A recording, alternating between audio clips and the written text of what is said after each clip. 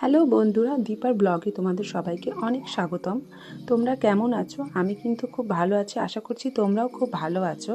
আজকের ভিডিওটা আমি শুরু করছি শুক্রবারের দিন। আমাদের মালদা জেলাতে বইমেলা শুরু হয়ে গেছে। এই বইমেলাটা প্রত্যেক বছরই এই সময় হয়, কিন্তু এবারের সময়টায় বইমেলা মানে বাবলাদা বা দুলাল সরকারের নামে বা স্মৃতি উদ্দেশ্যে হয়েছে। আমি কিন্তু শুধু মেয়েকে বইমেলা দেখাবো বলেই বেরাইনি, আমি কিছু কাজেও বেরিয়েছি, মানে কিছু শপিংয়েও বেরিয়েছি। যেহেতু বাঙালিরা জানোই কখনো একটা কাজ নিয়ে বেরোই না, কারণ মানে রথ দেখা কলা বেচা একসঙ্গে করে, তেমনই আমিও মানে শপিংও করব, সঙ্গে মেয়েকে একটু বইমেলাটাও দেখিয়ে নিলাম। দুই দিকে এত বইয়ের দোকান কি বলবো, মানে প্রত্যেক ধরনের বই পাওয়া যায়। এই বই মেলাটা দেখে আমার কলেজ লাইফের কথা মনে পড়ে গেল। যখন আমরা কলেজে এখানে টিউশনি পড়তে আসতাম, তখন আমরা দুপুরবেলাতে মেলাটা দেখতাম। যেহেতু আজকে আমি শপিংয়ে বেরিয়েছি রাতে, ওই জন্য ভাবলাম মেয়েকে একটু মেলাটাও ঘুরিয়ে নিয়ে যায়, কারণ এটা ওর ফার্স্ট এই বই মেলাতে আসলো। আমি বিয়ের পর থেকে আমি খুব একটা বই মেলাতে ঢুকিনি, প্রথম ঢুকলাম।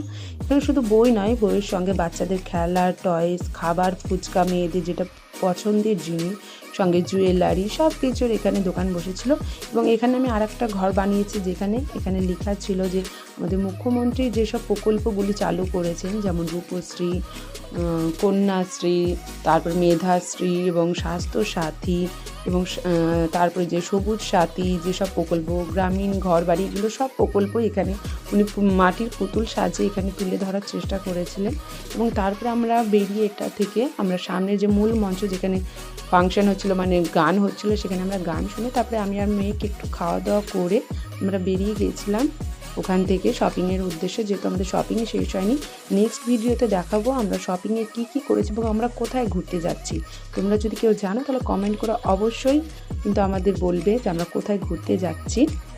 দেখা হবে তোমাদের সঙ্গে আবার নতুন একটা ভিডিওতে। ভিডিওটি ভালো লাগলে লাইক, কমেন্ট, শেয়ার করতে ভুলো না, এবং আমার চ্যানেলে নতুন হলে চ্যানেলটাকে সাবস্ক্রাইব করতেও ভুলো না। দেখা হবে তোমাদের সঙ্গে।